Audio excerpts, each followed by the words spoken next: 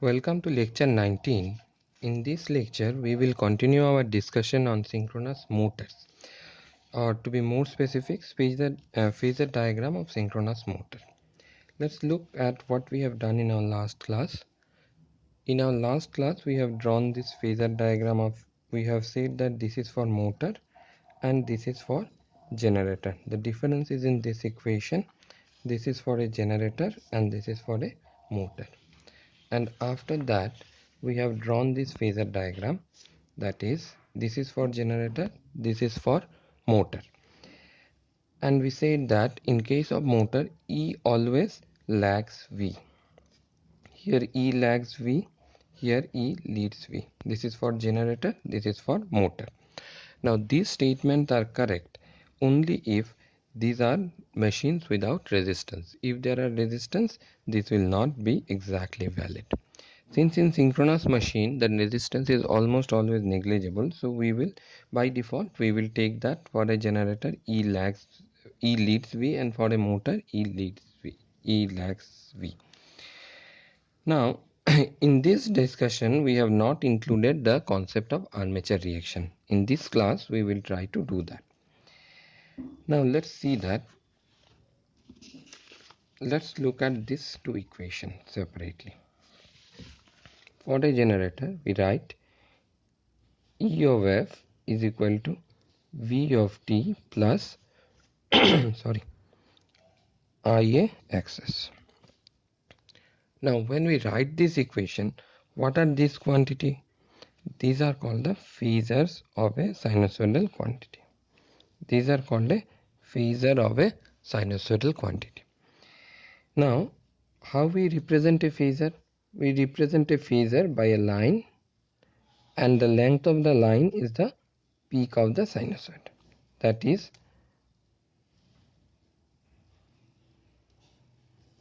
say this is Vm sine omega t. Now this peak is is represented by the length of this line. Now when we say that I is lagging by an angle phi, what we mean is that there is a phase shift between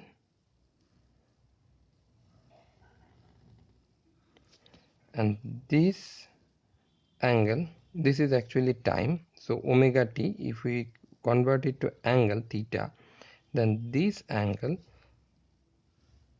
is this angle. So both of them are sinusoidal quantity, but we represent them as a line, and this is called a phasor representation. Now we can understand that in this equation or in this circuit, these are sinusoidal quantities. So sometime current will flow like this, sometime current will flow like this. That is nothing but we are talking about this. But whenever this happens, the phasor relation between the current and the voltage will remain constant under steady state. That is, this difference, that is the phase difference between voltage and current, will remain same in sinusoidal in steady state. Now when we write this equation, we say that this is my voltage. With respect to this voltage, this current is lagging by an angle phi. This is what we say.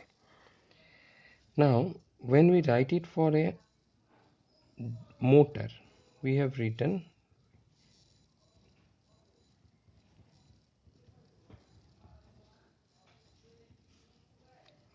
like this. Now when we have to draw it, we have to draw it with respect to V. Now if you look here, we can write this equation as E of F is equal to V of T minus IA access. We can write the equation like this.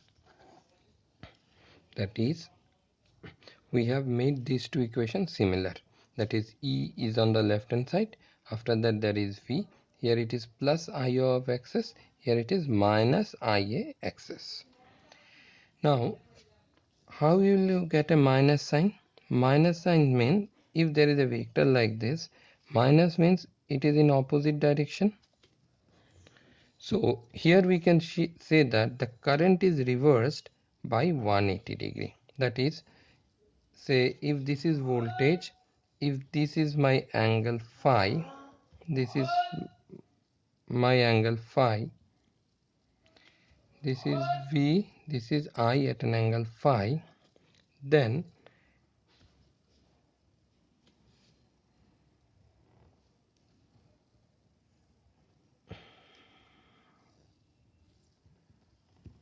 this will be I at an angle of 180 degree minus phi. So what I want to say here is that if I have to draw for a motor correctly, then say this is V, this is I, and this is phi. Say if this is for generator, then if I have to draw it for motor, I, instead being like this, will be in this direction. This is V, this is I. This is for a motor. Say the current is lagging by an angle phi. Here the current is also lagging by an angle phi. This is correct. This is also correct. This represents this equation.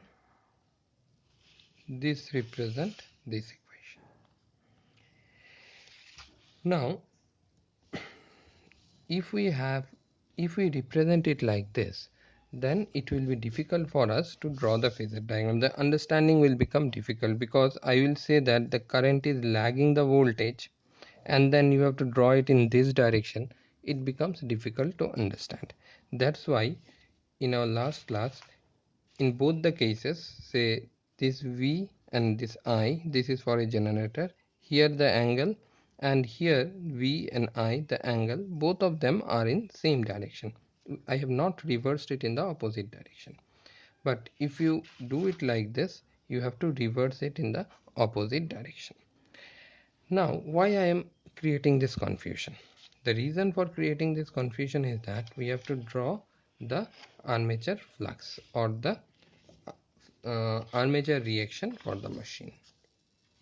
Now when we will draw the armature reaction for the machine, we have to draw it like this.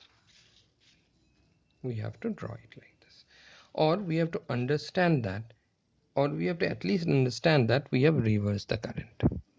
Let's do it a little bit more clearly. Right, what is the let's draw the phasor diagram of a synchronous motor at lagging power factor. The question is draw the phasor diagram of a synchronous motor at lagging power factor.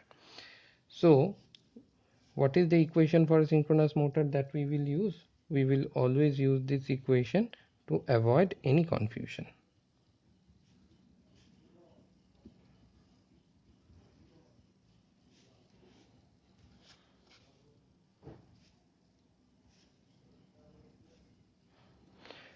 This is the equation that we will follow for synchronous motor, assuming that the current is flowing like this.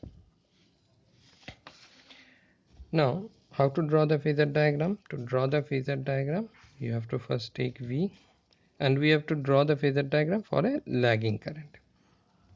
This is my V. If this is V, this is my IA.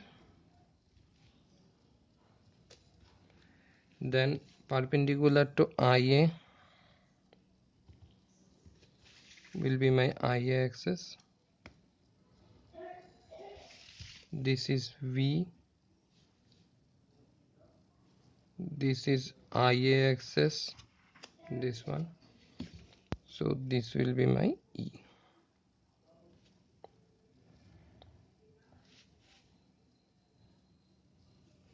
This is my E. Okay. Now we know that always perpendicular to E will be my phi of f. So this is my phi of f. Then what we have to do? Then usually what we used to do with phi f, we used to add armature reaction flux phi AR to get the resultant flux. Now it will be the reverse. That is, the current is like this.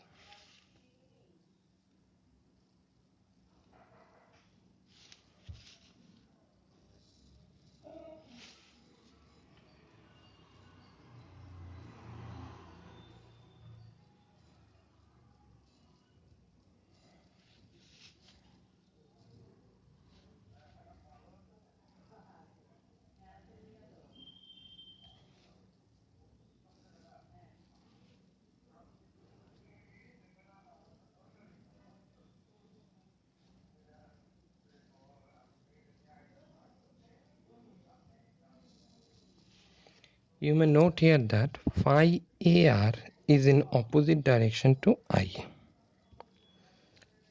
In our last discussion on armature reaction, we said that phi AR will be in the direction of IA, and we said that flux is equal to N into I by reluctance. Since these two are constant number, this flux will be in the direction of IA. In this class, I am saying that this flux will be in opposite direction to IA. The reason why it is like this is this phasor diagram. Here, if we look at this, if we use the same circuit, that is, if we don't change the direction of current here, then my phasor diagram will be like this, and then phi AR will be in the direction of current. Since we have changed the direction of current here, the armature reaction flux will be opposite to IA. It is not actually opposite to IA. What is opposite is phi F. To not go into this confusion, we will draw for motor, we will draw phi AR opposite to this IA. So, what is the conclusion from today's discussion? From today's discussion, I will conclude like this, that we can say that this is my motor. I can draw the phasor diagram like this using this equation, or I can use this equation. If you use this equation, the phasor diagram is like this. If you use this equation, the phasor diagram will be like this. But we will always use this one to avoid confusion. So our phasor diagram will always be like this. Then we said that we have to draw the armature reaction for this machine. How to draw armature reaction or armature flux? Perpendicular to E, we will draw phi. Parallel to IA, we will draw phi AR, and the sum of these two will give me the resultant. This is okay. But for generator, this phi AR was in the direction of IA, and for motor, the phi AR will be in opposite to the direction of IA. That is the only difference. Now let's quickly draw another phasor diagram where the current lead the voltage. Say this is my voltage,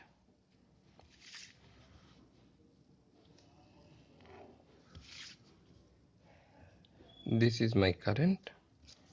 So perpendicular to this current will be this will be IA axis. So let's extend this IA, and perpendicular to this is IA axis. This is IA, perpendicular to this is IA axis, and this is V. This is my induced EMF E. This is E of F, this is IA axis, this is V. So for a motor, the equation is V is equal to E plus IA axis. V is equal to E plus IA axis. Then what we have to draw? Perpendicular to this E, we have to draw phi F.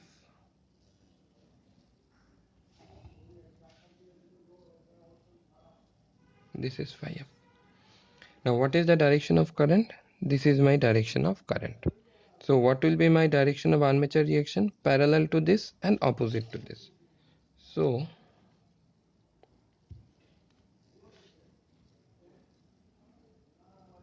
how I have drawn this phi AR?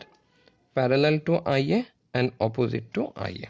So this is my phi AR, that is armature reaction flux, and this is my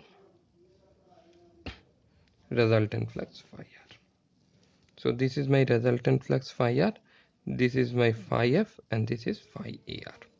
So perpendicular to phi R will be, this will be my ER.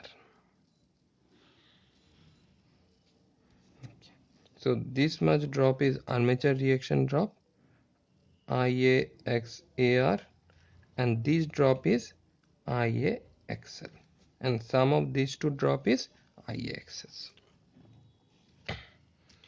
So in this class we have seen about the armature reaction in a synchronous motor.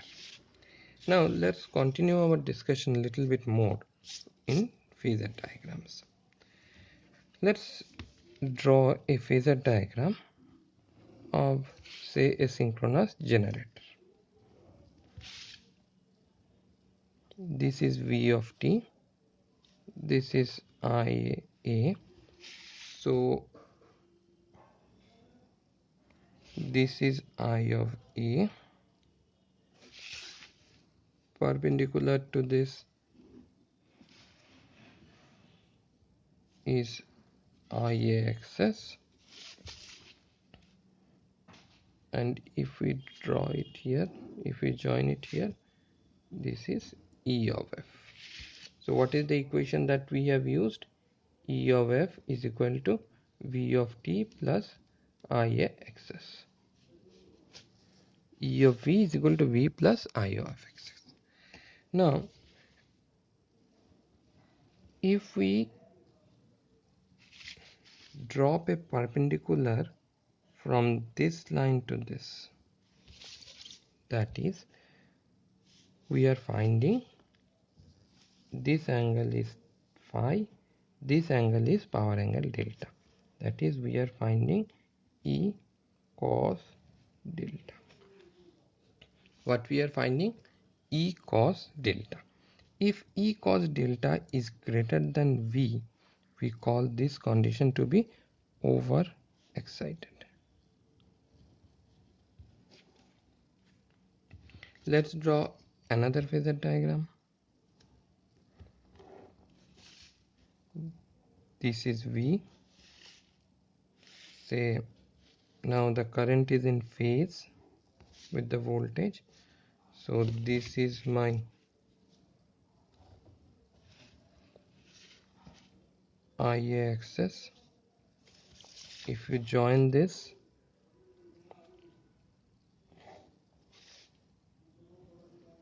this is my E of F. Now in this case, E cos delta is equal to V. This is known as level excitation.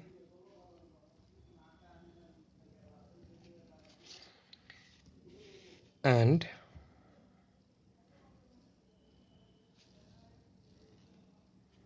let's say that this is V, this is IA. Perpendicular to IA will be IA axis drop. This is IA axis. This is your V. So if you join it here, this will be E. If you drop a perpendicular here, now this is delta, this is phi. In this case, E cos delta is less than V. This is known as under excitation.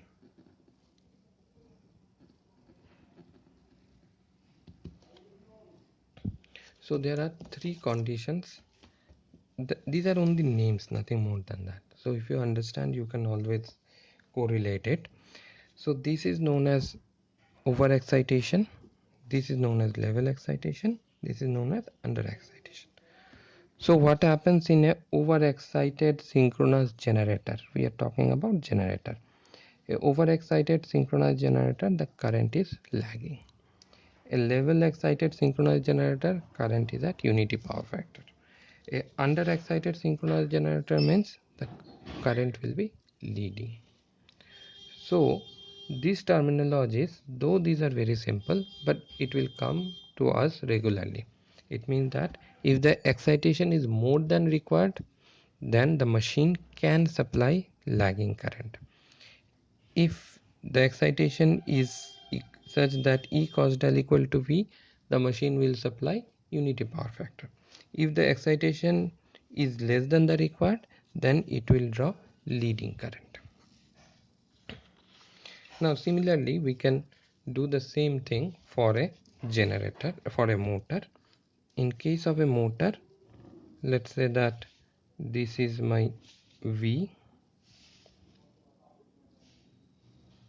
this is my IA.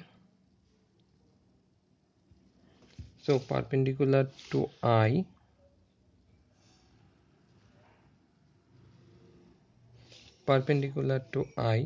will be my IA axis. This is IA axis, and this will be my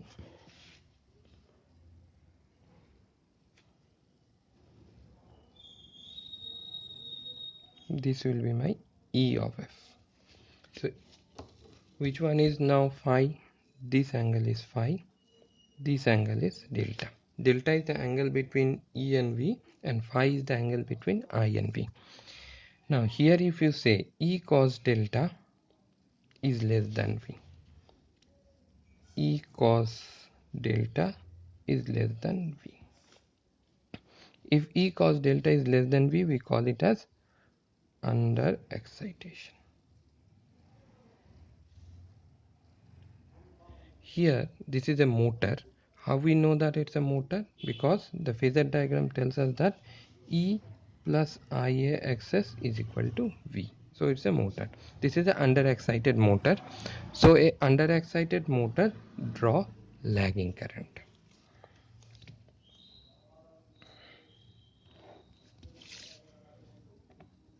This is V, let's say unity power factor. This is IA. So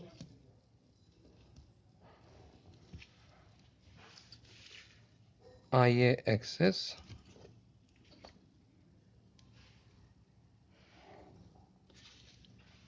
this is E, this is level excitation, that is E cos del is equal to V. This is known as level excitation.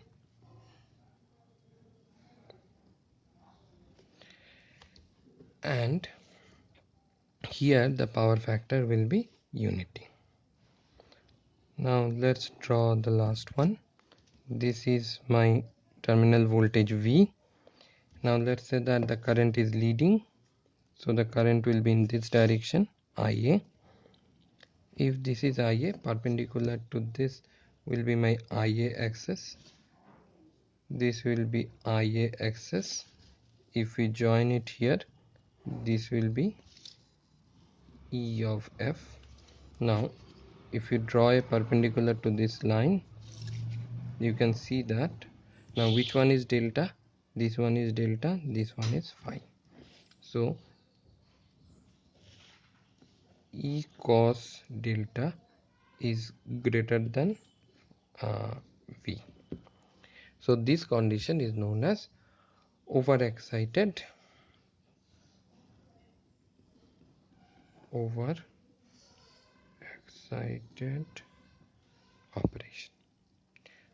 Now we will end it here today. In your as you learn about synchronous machine, or as you try to answer some questions, you will encounter this type of statement: under excited synchronous generator, over excited synchronous motor, and all. So when it is said, you have to understand that E cos, it depends on E cos del. If E cos del is greater than V, it is over excited. If E cos del is less than V, this is under excited. and level excitation means E cos del is equal to V. We will continue our discussion in the next class. Thank you.